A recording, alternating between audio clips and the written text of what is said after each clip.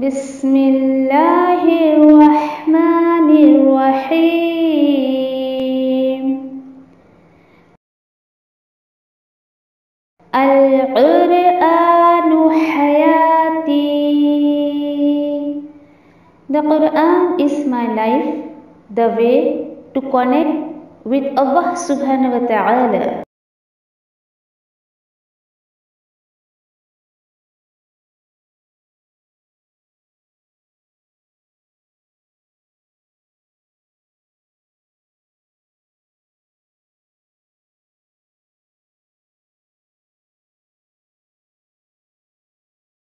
अस्सलामुअलैकुम रहमतुल्लाहि व बरकातुहू। इंशाल्लाह नेक्स्ट सूरत इंशाल्लाह हम देखते हैं सूरतुल इखलास। सूरतुल इखलास बहुत खूबसूरत सूरत, मानी के एतबार से भी, मफ़हूम के एतबार से भी। और इस दुआ के साथ हम इस देखिए जो है वो सूरत को पढ़ेंगे कि अल्लाह हमें भी इखलास देते, क्योंकि फिर देखिए जब इंसान के अंदर इखलास आता है ना तो यकीन करिए दीन का काम करना बहुत आसान हो जाता है। तो हमें आसानी चाहिए ना दिन के काम में, तो हम अल्लाह सुब्हान ताला से दुआ करते हैं कि अल्लाह सुब्हान ताला जो है हमारे अंदर इखलास पैदा करे। और अगर मैं आपसे ये कहूँ कि क्यों ऐसा पता है, क्योंकि देखिए कि जिसको दीन समझ आ गया ना तो उसके लिए हर काम आसान हो जाता है। अल्हम्दुलिल्लाह इस चीज को आप महसूस करती होंगी कि अल्लाह के कलाम से जब आपको सही दीन समझ आ रहा है तो अल्हम्दुलिल्लाह ये है कि आपके लिए उस पर अमल करना बहुत आसान हो जाता है। जब दीन समझ नहीं आता है ना तो बहुत मुश्किल लगती है हमें। ठीक है, बेसिक थीम अगर मैं आपको ये बताऊं इसका सूरतुल इखलास का कि अल्लाह के जैसा कोई भी नहीं है। अब इसके भी पीछे देखिए इसका थीम है कि ये जो यानी कि ये जो मुशरिकान मक्का थे, नाउज़ुबिल्लाह, ये नबी करीम सल्लल्लाहु अलैहि वसल्लम से पूछते थे तुम बहुत अहद अहद अल्लाह अल्लाह करते हो, तो एक बात बताओ कि तुम्हारे अल्लाह तुम्हारे रब का जो है हसब नसब क्या है। क्योंकि देखिए जो बाप दादा के दीन पे चलते ना वो हसब नसब के पीछे बहुत पड़े रहते हैं, उन्हें वही बातें समझ आती हैं। तो उसी पर ये सूरत पूरी जो है वो नाजिल हुई। अऊज़ु बिल्लाहि मिनश शैतानिर रजीम, बिस्मिल्लाहिर रहमानिर रहीम, कुल हुवल्लाहु अहद, अल्लाहुस समद, लम यलिद वलम यूलद वलम यकुल लहू कुफुवन अहद। देखिए तिलावत में अक्सर लोग इसमें जो गलती करते हैं ना, कॉमन एकदम कॉमन जो गलती इसमें होती है दैट इज वलम यकुल लहू कुफन। कुफन इट्स नॉट ए कुफन, काफ के ऊपर पेश है ना कि काफ के ऊपर जो है वो साकिन है। कुफ नहीं, इट्स नॉट ए कुफ, इट्स ए कुफुवन, कुफुवन अहद। अल्हम्दुलिल्लाह, देखिए क्या है बात। और इसके बारे में इतनी ज्यादा फजीलत इसकी बताई गई है कि एक बात मैं आपको बताऊं कि नबी करीम सल्लल्लाहु अलैहि वसल्लम ने इस सूरत को 1/3 कुरान करार दिया है। अब आपको पता है कि और उसे रात को पढ़ने की तरगीब, यानी नबी करीम सल्लल्लाहु अलैहि वसल्लम ने उसको रात में पढ़ने का एक मतलब नसीहत की है कि पढ़ा करो।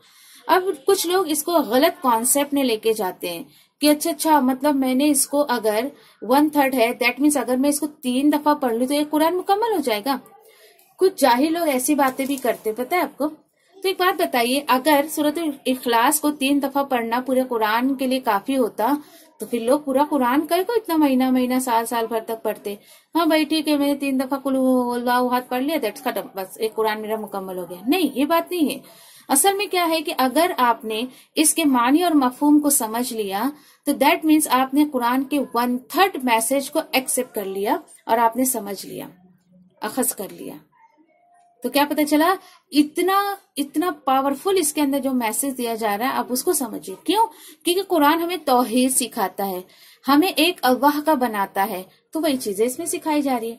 इसके साथ साथ और एक हदीस में बुखारी और मुस्लिम में बाज़ सहाबा कराम हर रिकत में दूसरी सूरतों के साथ इसे भी जरूर पढ़ते थे। चलिए एक नई बात सहाबा के अमल की आपको पता चलिए।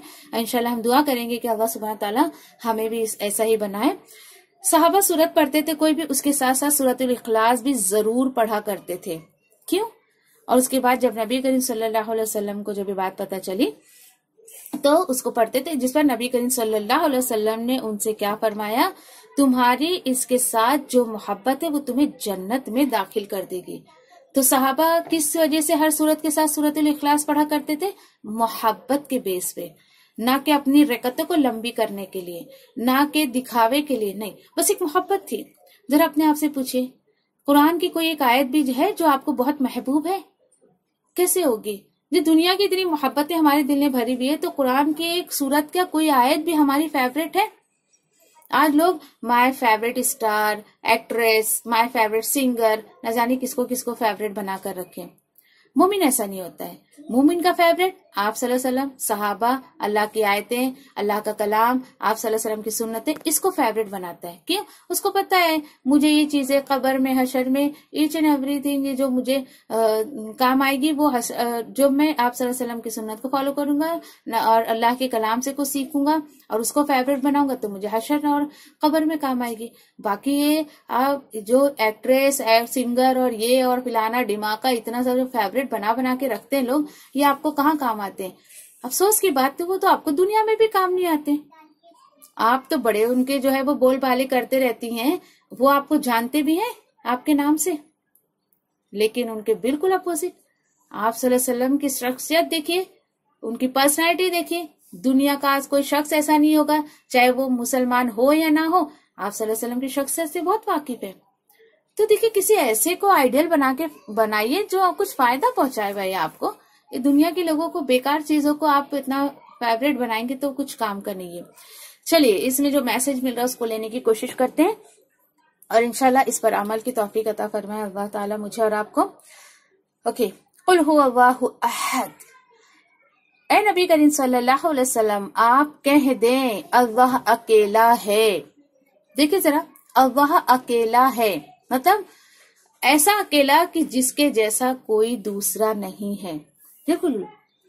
और देखिए कि उसके बाद वो बेनियाज है, सब उसके मोहताज है, वो किसी का मोहताज नहीं। दुआ कर लीजिए, फौरन दुआ करिए कि अल्लाह तो अपने अलावा बाकी सब लोगों से, पूरी दुनिया वालों से मुझे बेनियाज कर दे, मुझे तो अपना मोहताज बना। देखिए, ये दुआ जरूर अपनी दुआ में शामिल रखा करो। अल्लाह तो मुझे अपना मोहताज बना, तेरे अलावा बाकी सारे लोगों से बेनियाज कर दे, मतलब मैं तेरी मोहताज रहूं, बाकी किसी की मोहताज न बनूं। और उसके बाद हो गया अल्लाहु समद, लम यलिद वलम यूलद, ना उसकी कोई मतलब औलाद है, ना वो किसी की औलाद है। यस, ना उससे कोई पैदा हुआ है, ना वो किसी से पैदा हुआ है। Yes, definitely. हसब नसब क्या मांगते तुम अल्लाह सुब्हान ताला का? उसका तो कोई औलाद नहीं है, ना वो किसी की औलाद है। और देखिए, हसब नसब ये दुनिया की कमी होती है, ये दुनिया की जो है वो कि इंसान को अपना आगे नसब चलाने के लिए, नाम चलाने के लिए, उसका कारोबार चलाने के लिए, घर चलाने के लिए उसको औलाद की जरूरत पड़ती है। जिस रब ने सबको पैदा किया उसे क्या जरूरत है औलाद की? तो इंसान गौर फिक्र क्यों नहीं करता है? ये जो लोग अल्लाह को छोड़कर किसी और को पुकारते हैं, बस वो थोड़ा सा गौर कर लें कि जो काम, क्योंकि बार बार अल्लाह सुब्हान तआला ने अपने कलाम में फरमाया, देखो मैंने ये किया, ये किया, ये किया। एक बात बताओ, मुझे छोड़कर जिन हस्तियों को तुम पुकार रहे हो, इनमें से क्या उन्होंने एक चीज ही पैदा की है? फिर खुद अल्लाह सुब्हान तआला जवाब दे रहे, नहीं नहीं, उन्होंने कुछ पैदा नहीं किया, बल्कि वो खुद पैदा किए गए हैं। Who is the strongest? अल्लाह सुब्हान तआला। अल्लाह सुब्हान तआला इतने स्ट्रॉन्गेस्ट है, तो हमको उसका बंदा बनने का, ना कि उसके बंदे के बंदे हम बन जाए, बिल्कुल भी नहीं। ऐसा काम नहीं करो। ओके, ठीक है। वलम यकुल लहू कुफुवन अहद, और उसका कोई हमसर नहीं है। हमसर नहीं है, नहीं, उसके जैसा कोई नहीं है। एक हदीस में आपको बताऊं तो शायद आपको भी बड़ा अफसोस लगेगा सुनकर, ये बुखारी की एक हदीस है, हदीस कुदसी। हदीस कुदसी, व्हाट्स द डिफरेंस बिटवीन हदीस कुदसी एंड हदीस? हदीस कुदसी क्या है कि रब ताला जो फरमाए खुद। ओके, तो आप सल्लल्लाहु अलैहि वसल्लम से अल्लाह सुब्हान ताला फरमाते हैं, इंसान मुझे गाली देता है। देखिए, सुनिए जुमला जरा, इंसान मुझे गाली देता है, मेरे लिए जो है वो मतलब क्या है इसका, कि मेरे लिए औलाद साबित करता है। नाउज़ुबिल्लाह। हालांकि मैं एक हूँ, बेनियाज हूँ, मैंने किसी को भी पैदा नहीं किया और ना मैं किसी से पैदा हुआ हूँ और ना ही कोई मेरे जैसा है। चलिए, और ये आयत को सुन के तो ना आपके जिस्म में जो भी खून अभी गुजर रहा है ना, एक एक कतरे से आपकी आवाज आनी चाहिए कि अल्लाह बेशक तेरे जैसा कोई नहीं है। वलम यकुल लहू कुफुवन अहद, ये आपके खून के, आपके ब्लड के एक एक ड्रॉप से ये पुकार आनी चाहिए। यस डेफिनेटली, क्योंकि मुस्लिम का अकीदा यही है कि मेरे रब जैसा कोई नहीं है। तो आप भी गवाही दे दें इस चीज की कि अल्लाह में गवाही देती है इस चीज की, तेरे जैसा कोई नहीं है, तू अहद है, तू समद है, तू किसी की औलाद नहीं है, तेरा कोई औलाद नहीं है, अल्लाह तेरे जैसा कोई नहीं है। गवाही दे दे अभी फौरन, क्योंकि इस वक्त देखिए कि अल्लाह सुब्हान तआला की महफिल में हम बैठे हैं और ये गवाही आपके दिल से निकलनी चाहिए कि हाँ अल्लाह तेरे जैसा कोई नहीं है। और इस सूरत के साथ देखिए इखलास क्या है, प्योरिटी, प्योर। तो मैंने आपको जब कहा ना कि जो भी काम आपका इखलास के साथ होगा और इखलास का ताल्लुक ही अल्लाह की रजा से है। अगर आप कोई भी काम करती हैं उसमें अल्लाह की रजा शामिल नहीं है, अल्लाह की रजा दैट मीन्स आप अल्लाह को खुश करने के लिए कर रही हैं, आपको ये होना ही चाहिए इखलास और तरीका नबी करीम सल्लल्लाहु अलैहि वसल्लम का, तो उसमें हम उम्मीद रख सकते हैं कि अल्लाह सुब्हान तआला उस काम को कबूल करे। तो देखिए कि अपने मिजाज में, अपने जो है वो कैरेक्टर में, अपने अमल में एक इखलास पैदा करिए, अपनी इबादत में इखलास पैदा करिए। ईच एंड एवरीथिंग, सारी चीजें इसके अंदर आ जाती हैं। आप जिस तरीके से अल्लाह से मांगना चाहे आप मांगे अल्लाह सुब्हान तआला से, अल्लाह मेरे काम में इखलास दे, मेरी इबादत में, मेरे किरदार में इखलास पैदा कर दे। आमीन या रब्बी।